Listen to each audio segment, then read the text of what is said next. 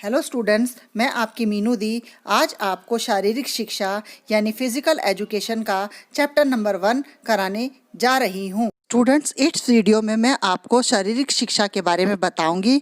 जैसा कि आप जानते हैं कि आजकल शारीरिक शिक्षा को एक सब्जेक्ट के रूप में पढ़ाया जाता है।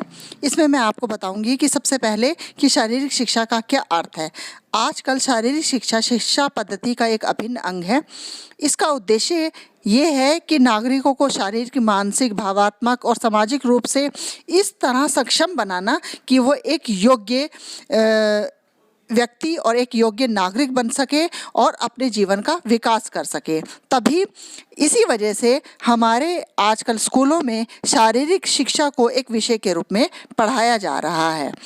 जैसा कि आप जानते हैं, मनुष्य के लिए शारीरिक शिक्षा की अवधारणा कोई नई बात नहीं है। इसकी जड़ें बहुत पहले से मौजूद हैं।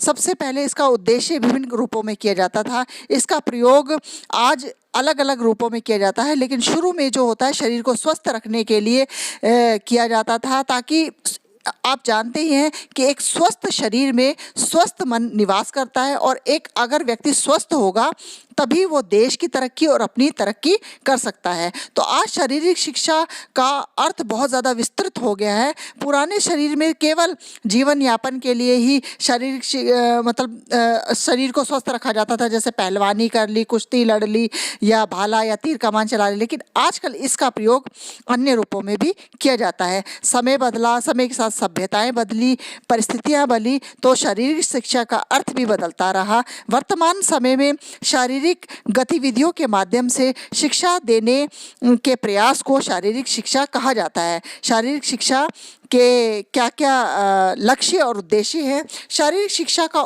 लक्ष्य प्रत्येक बालक को शारीरिक, मानसिक और भावात्मक रूप से स्वस्थ बनाना है। देखिए कि अगर कोई बच्चा शारीरिक रूप से स्वस्थ होगा और उसको भावात्मक रूप से भी सही होगा, तो तभी वो अपने अंदर अच्छे गुणों का विकास कर सकता है। और इसके साथ साथ अगर वो स्वस्थ रहेगा तो वो खुद भी खुश रह सकता है और दूसरों को भी खुश रख सकता है। और साथ साथ एक जो छोटे बच्चे में अगर हम ये गुण शुरू से ही विकसित करते हैं तो वह एक अच्छा नागरिक भी बन सकता है।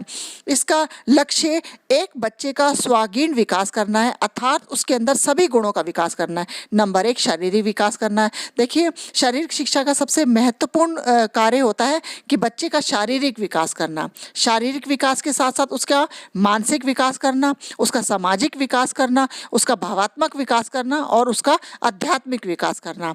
इन सभी का विकास करने के से ही एक जो बच्चा होता है एक अच्छा नागरिक बन सकता है और एक नागरिक ही अच्छा देश का एक अच्छा भावी निर्माता बन सकता है। अब हम आपको बताएंगे कि आजकल स्कूलों में शारीरिक शिक्षा की शिक्षा क्यों दी जाती है, एक सब्जेक्ट के रूप में क्यों पढ़ाया जाता है।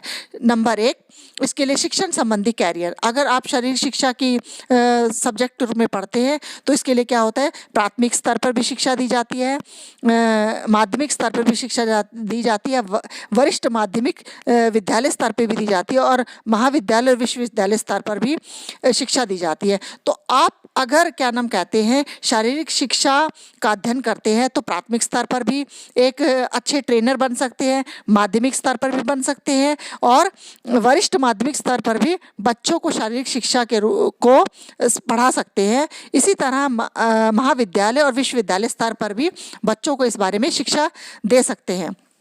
नंबर 2 है प्रशिक्षण कैरियर। इसके है आप प्रशिक्षण कैरियर के रूप में भी अपना सकते हैं। नंबर 1, प्रशासन संबंधित कोर्स कर सकते हैं इसके लिए। नंबर 2, शारीरिक शिक्षा विभाग में जॉब कर सकते हैं। नंबर 3, खेल विभाग में जॉब कर सकते हैं। नंबर 4, औद्योगिक मनोरंजन के क्षेत्र में कार्य कर सकते हैं। नंबर 5, खेल सुविधाओं का प्रबंधन भी कर सकते हैं। आप इस क्षेत्र में भी अपना कैरियर कर सकते हैं। नंबर 3, स्वास्थ्य संबंधी कैरियर। स्वास्थ्य संबंधी अगर आपने शारीरिक शिक्षा की अच्छी शिक्षा ग्रहण कर सकते हैं तो आप कोई हेल्प क्लब खोल सकते हैं। क्या खोल सकते हैं? हेल्प क्लब खोल सकते हैं। नंबर 2, एथलीट को ट्रेनिंग दे सकते हैं। नंबर 4, प्रदर्शन संबंधी कैरियर। अगर आप किसी को टीचिंग नहीं करना देना चाहते और आपका मन नहीं है हेल्थ क्लब खोलने के लिए, एथलेटिक ट्रेनिंग देने के, तो आप स्वयं भी एक खिलाड़ी के रूप में या अधिकारी के रूप में अपना कैरियर चुन सकते हैं। नंबर 5, संचार माध्यमों में कैरियर। आजकल संचार माध्यमों में बहुत ज़्यादा तरक्की कर ली है। आप खेल पत्रिकाओं में लिख सकते हैं, पुस्तक लेखन कर सकते हैं, खेल फोटोग्राफी कर सकते हैं, पुस्तक प्रकाशन कर सकते हैं और खेल प्रसारण में भी अपने ज्ञान का पूरा भरपूर फायदा उठा सकते हैं। और खेल प्रसारण में आपकी जिस भी खेल में रुचि है उसका प्रसारण करके आप अपना जीवन यापन अच्छी तरह से कर सकते हैं। अब है विभिन्न खेल प्रतियोगिताएं राष्ट्रीय और अंतर्राष्ट्रीय स्तर में।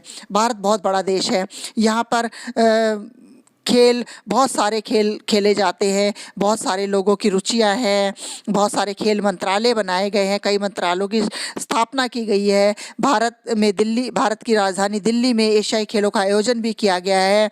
इसका नाम कहते हैं, बहुत सारे खेल विभाग रखे गए हैं, मंत्रालय बनाए गए हैं। इन मंत्रालयों के अंतर्गत खेल का गठन किया जाता है, जैसे SAI और स्पोर्ट्स अथॉरिटी ऑफ इंडिया, भारतीय खेल प्राधिकरण, राष्ट्रीय स्तर पर प्रतिभा की खोज करना, उन्हें प्रशिक्षण देना, विभिन्न सुविधाएं प्रदान करने वाले कार्य करता है। ओलंपिक में भारत की प्रतिभागिता के लिए जिम्मेदार है। साथ ही प्रमुख खेल जैसे कॉमनवेल्थ गेम है, एशियन गेम है, साउथ एशियन फेडरेशन गेम्स है, ओलंपिक एवं गैर ओलंपिक खेलों की भी देखरेख की जिम्मेदारी करता है।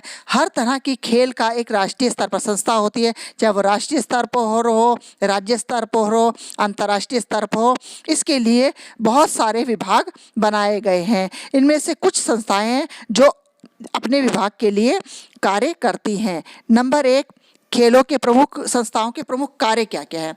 ये जो खेल संस्थाएं बनाई जाती हैं उनके बहुत सारे कार्य हैं। नंबर 1, ये जो खेल संस्थाएं हैं विभिन्न टीमों व खिलाड़ियों का चयन करती है, छात्रवृत्तियां टीमों व खिलाड़ियों के नाम देती है, अपने निम्न संस्थाओं में कार्य प्रणाली देखती है, खेलों को प्रोत्साहन देती है, खिलाड़ियों के प्रशिक्षण के लिए व्यवस्था करती है, विभिन्न उपकरण, क्योंकि खेलों को खेलने के लिए क्या चाहिए, उपकरण चाहिए, इसके लिए उनकी व्यवस्था करती है। विभिन्न संस्थाएं जो होती हैं उनमें समन्वय स्थापित करती है, खेलों के लिए बजट तैयार करती है, क्योंकि खेलों के लिए भी एक बजट चाहिए कि किस खिलाड़ी पर और किस खेल में कितना पैसा खर्च करना है चाहिए। फिर है विभिन्न पुरस्कार, जैसे राजीव गांधी खेल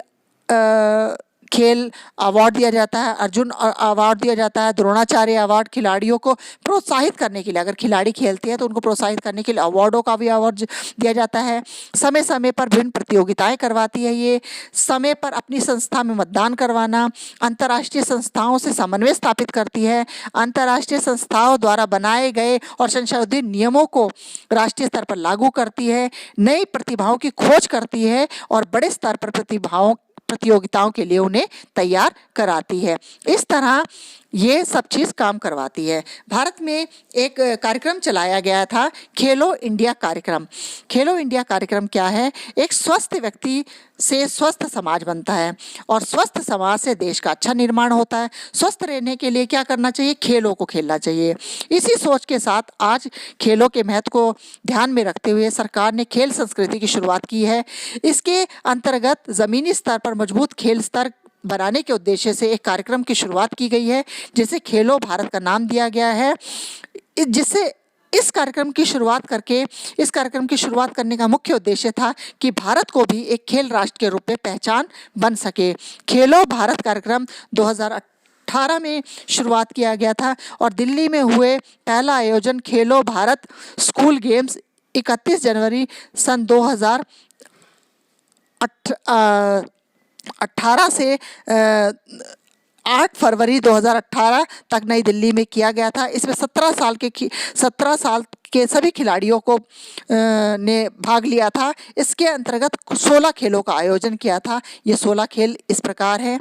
एक है तीरंदाजी, number 2 athletes, badminton, basketball, boxing, football, gymnastic, hockey, judo, kabaddi, kho kho, shooting, swimming, volleyball, भारोत्तोलन और कुश्ती। यह एक राष्ट्रीय स्तर की प्रतियोगिता थी। इसमें राष्ट्रीय स्तर के सर्वश्रेष्ठ 1000 खिलाड़ियों को शामिल किया गया था और उन्हें आगे की प्रतियोगिताओं के लिए कैसे अपना परफॉर्मेंस देना, उसके लिए उनको ट्रेनिंग दी गई थी। इन खिलाड़ियों को सालाना 5 लाख रुपए की स्कॉलरशिप भी दी जाती है और ये खेलो इंडिया कार्यक्रम का उद्घाटन हमारे देश के प्रधानमंत्री श्री नरेंद्र मोदी ने 31 जनवरी 2018 को नई दिल्ली के इंदिरा गांधी स्टेडियम में किया था। हमारे इस खेल इंडिया कार्यक्रम की मुख्य विशेषताएं क्या थी, ये क्यों शुरू किया गया था? इसकी विशेषताएं, इसकी पहली प्रतियोगिता नंबर 1 31 जनवरी से 8 फरवरी 2018 तक चली। इसका मुख्य कार्यालय नई दिल्ली में। इसका उद्देश्य क्या था? निचले स्तर पर प्रतिभा की खोज करना, क्योंकि बहुत निचले स्तर पर कई लोगों में बहुत ज़्यादा प्रतिभाएं होती है खेलों की, लेकिन वो आगे बढ़ नहीं सकते।